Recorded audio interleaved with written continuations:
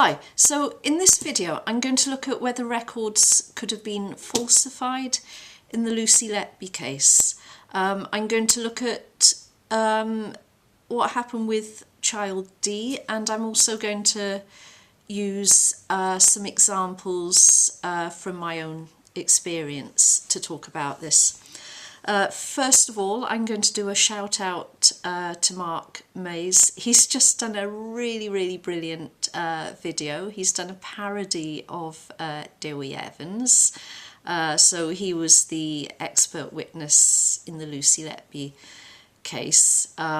It's just hilarious. I don't know if he does stand up, but Mark, you really should. It's a fantastic impression and it's really clever as well, so go watch that.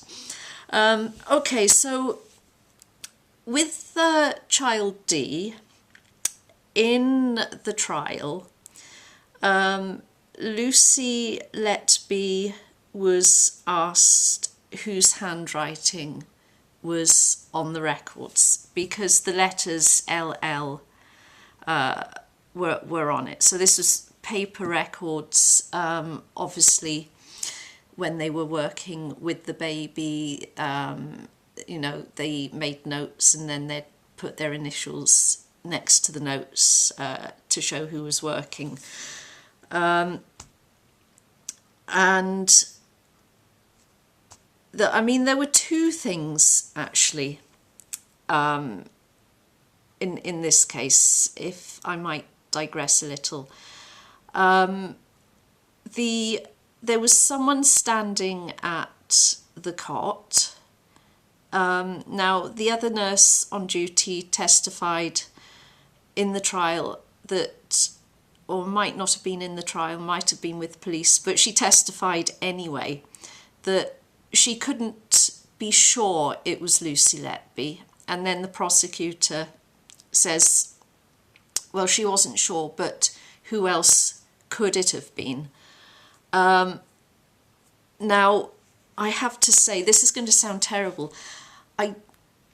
It's the prosecutor's job to rule out reasonable doubt. So, you know, as horrible as it is, he was actually doing his job there. But, I mean, the fact remains that this nurse couldn't be sure that it was actually Lucy Letby who was standing by the cot.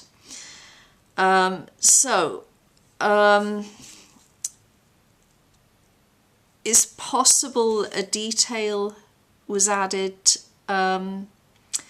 to the records, but anyway, there was a note apparently initialed by Lucy Letby. She's asked, did you write this? She's not sure. Well, he asks, is this your handwriting? And she says, well, it looks like mine. So, and it does sound like she's not entirely sure. There does sound like, obviously I'm not hearing her actual voice, but from the reporting, it sounds like there could be some genuine doubt there.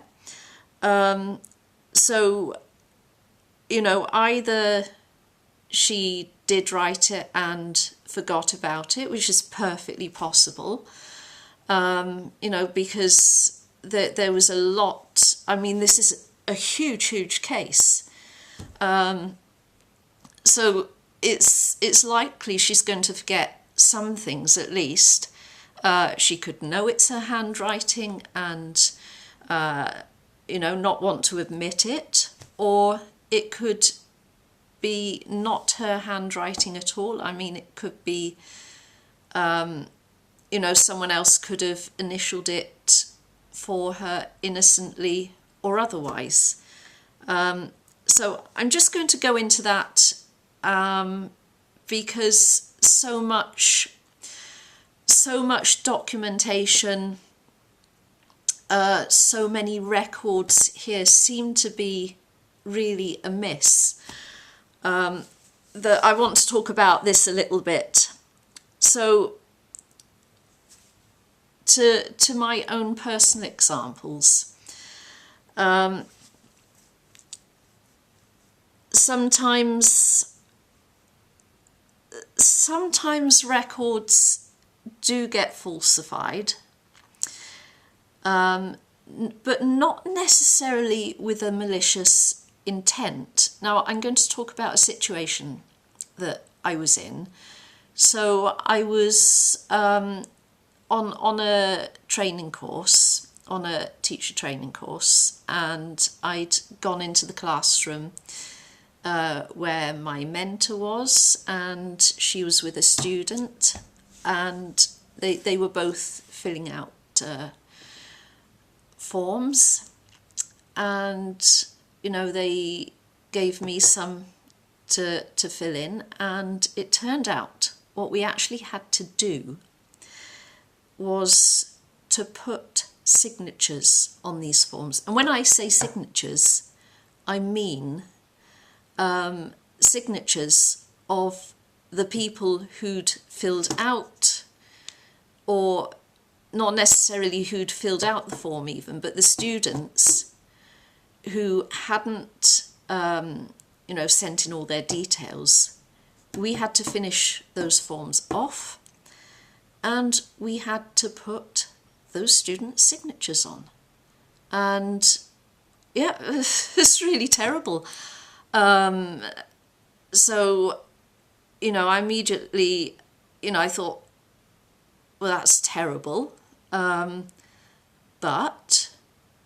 was I going to turn around and say, no, this is terribly dishonest, I'm not going to do that?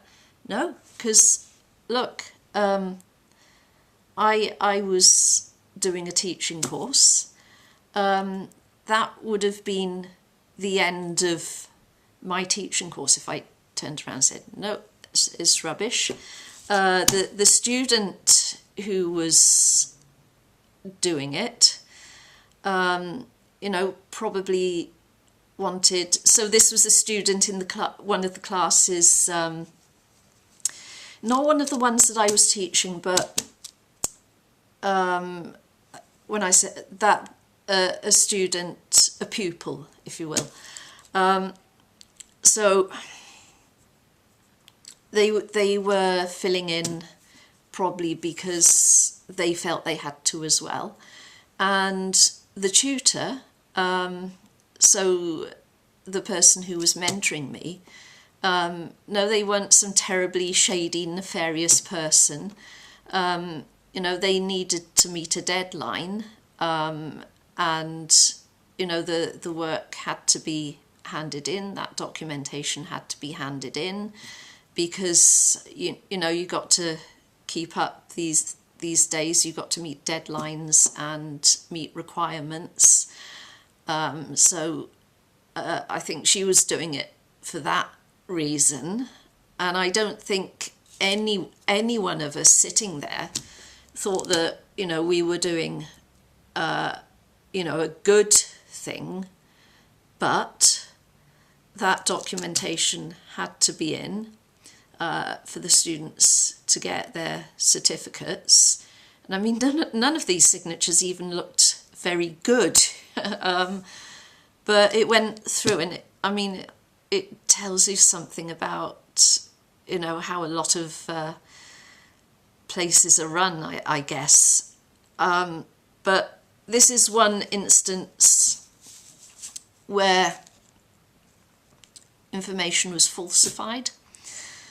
It wasn't done with any malicious intent, but it was obviously a fairly ongoing thing in that place. I'm quite sure it happened in other places, and we got the situation where the Countess of Chester is it was known to be in chaos, so I'm quite sure that documents were pushed through notes, records, whatever, were pushed through in that sort of manner. Details were changed. Maybe when you were keying in stuff, I'm quite sure that would have happened, to basically to get documentation pushed through. And in that case, I don't think it was necessarily done with any evil intent or any bad intent towards anyone. It was just no staffing or low staffing, and how else do you get things done? So that is one example which shows just how easily this can happen.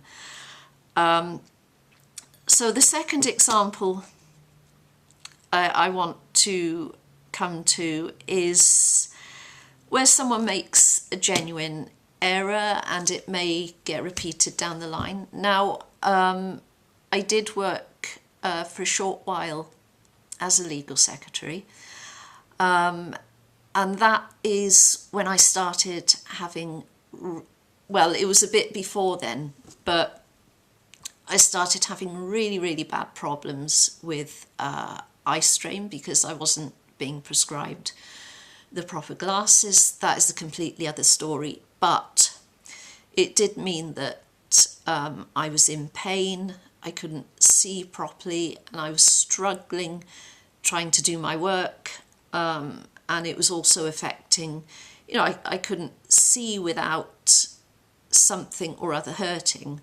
So I just couldn't look at anything without being in pain. So that is going to affect your concentration and your accuracy.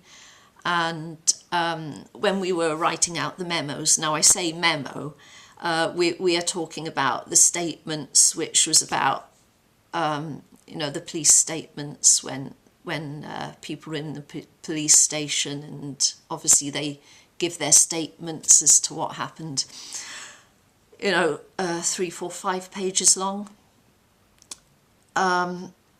So you'd have your headings, obviously the names, you'd put your initials on, and I got one of them back because my colleagues, I'd written it out, but I'd left my colleagues' initials on without replacing my own, because we use the forms as templates. So we'd just copy out a page and it might have the top part of it filled out. So we'd take all that off and we'd insert, you know, solicitor,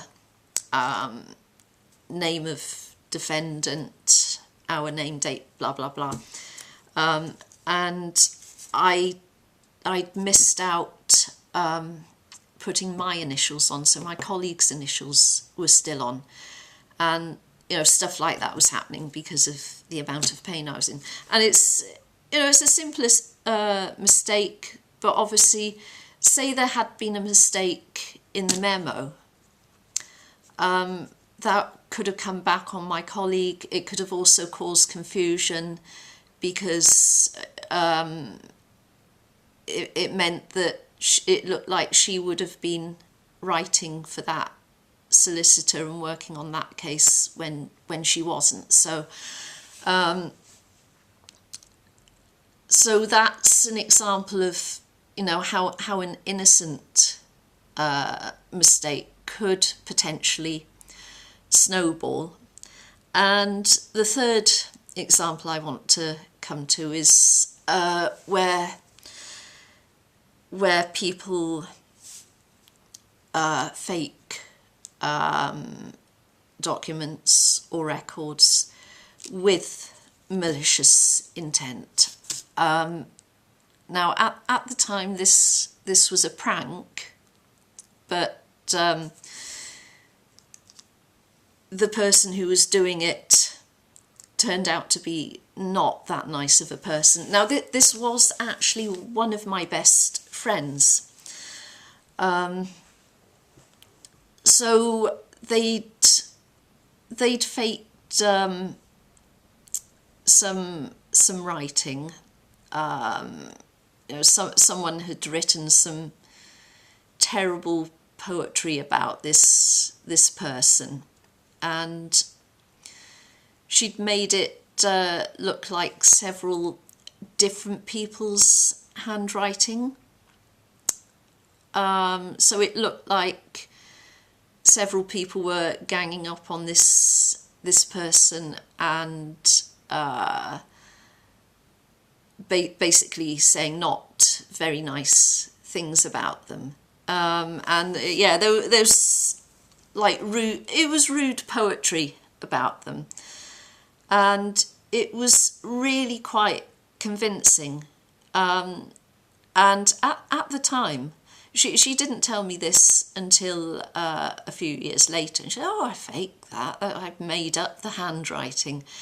But at the time, it really was quite convincing. You know, I thought these people had written those things, because I mean the writing was very realistic. She must have spent a lot of time, you know, practicing these different writing styles and that. But later on, you know, she turned out to be really quite manipulative and devious, and you know, she would set people against each other. Obviously I didn't see that at the time, but this emerged later on, and needless to say, we did not remain friends. But you know, having, you know, that said, I can see that person taking it to the next stage and, you know, maybe falsifying something at work about a person, because this was someone who would, you know, pretend to be someone she didn't like and then get stuff sent to their address. So, you know, this was a modus operandi. So it wouldn't take a great leap of imagination to imagine her doing this at work, maybe filling out something wrong and getting someone into trouble. So yeah, that's really what I wanted to talk about. So basically, there could have actually been a combination of things going on here. You know, there could have been innocent mistakes that no one picked up on. There could have been a need to get, you know, records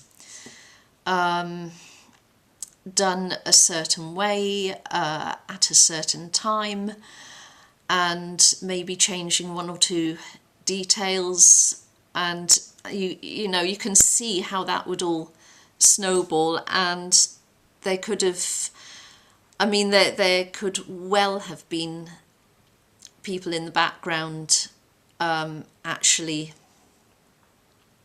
helping certain records along to make Lucy Letby look bad, you know, maybe because they had doubts about her, you know, so they wanted to, let's say, use tools of the trade to speed the process up a bit. Or it could have been someone just didn't like her. So you could have had all three things actually happening, and you know, the whole thing just completely snowballing and just getting out of all proportion. So yeah, please like, subscribe, and hope to see you in the next video.